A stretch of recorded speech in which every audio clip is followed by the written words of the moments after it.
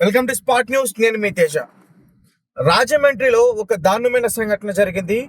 Kotipalli bus stop దగ్గర night టైంలో night beat చేస్తున్న పోలీసుల్ని కొంతమంది యువకులు దాడి చేసి వాళ్ళని చంపేందుకు ప్రయత్నించారు. ఈ ఘటన కోటిపల్లి బస్ స్టాప్ దగ్గర సోను విజన్ అనే ఒక షాపింగ్ మాల్ దగ్గరలో జరిగింది. ఒకసారి విజువల్స్ లో చూడొచ్చు. పోలీసు యొక్క లాఠీ పట్టుకుని ఆ వ్యక్తి పైన ఏ రకంగా దాడి చేస్తున్నారో చూడండి ఒకసారి. ఆంధ్రప్రదేశ్లో, రాజమండ్రిలో, ఇంకా కొన్ని ప్రాంతాల్లో కూడా ఇలా గంజాయి తాగి చాలా మంది కూడా ఇష్టానుసారంగా ప్రవర్తిస్తూ ఉన్నారు. అటువంటి వారు సామాన్యుల ప్రజల మధ్య ఉంటే నిజంగా చాలా చాలా ఘోరాలు చూడాల్సి వస్తుంది. పోలీసుల పైన వాళ్ళు దాడి చేస్తున్నారంటే ఇంకా సామాన్యుల పరిస్థితి ఏంటి? గంజాయి విచ్చలవిడిగా అమ్మేస్తున్నారు. మద్యం విచ్చలవిడిగా అక్కడ అమ్మేస్తా ఉన్నారు. యువత పాడైపోతా ఉన్నారు. ఒకసారి క్లియర్ గా నేను చెప్పేందుకు ప్రయత్నిస్తా. రాజమండ్రి 2 టౌన్ పోలీస్ స్టేషన్ ఏదైతే ఉందో అక్కడ నైట్ టైం బీట్ కి వెళ్ళిన కానిస్టేబుల్ నాగరాజు, అలాగే home guard S V Prasad Kotipalli bus stop దగ్గర వాళ్ళు వెళ్ళారు. అక్కడికి వెళ్ళినప్పుడు ఒకళ్ళు నలుగురు అక్కడ యువత మద్యం సేవిస్తూ ఉన్నారు. బాబు, ఈ టైంలో ఏంటి మీరు ఇక్కడ ఏం చేస్తున్నారు?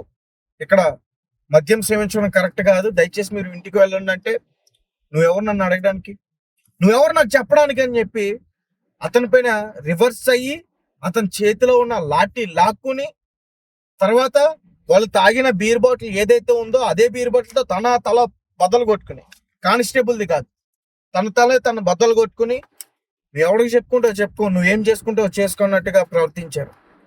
అంటే ఇదంతా కూడా ఎందుకు జరిగిందంటే గంజాయి మత్తులో ఉంటే మనం ఏం చేస్తున్నాం అన్నది అసలు అర్థం కాదు. కనీసం తాగిన మైకంలో మనం ఏం చేస్తున్నాం అనేది మనకి తెలుస్తుంది. గంజాయి అనేది చాలా డేంజర్.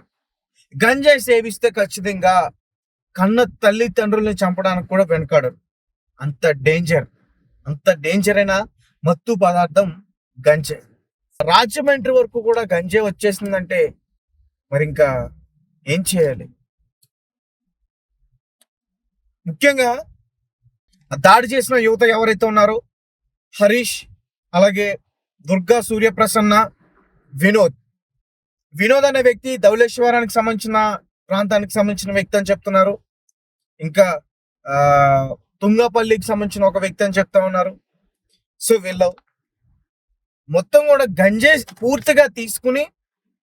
పూర్తిగా మద్యం తీసుకుని పోలీసుల పైన దాడి చేసేందుకు ప్రయత్నించారు. చూడండి, కూటమి ప్రభుత్వంలో పోలీసులకే రక్షణ లేదు, మరి సామాన్యుల పరిస్థితి ఏంటి?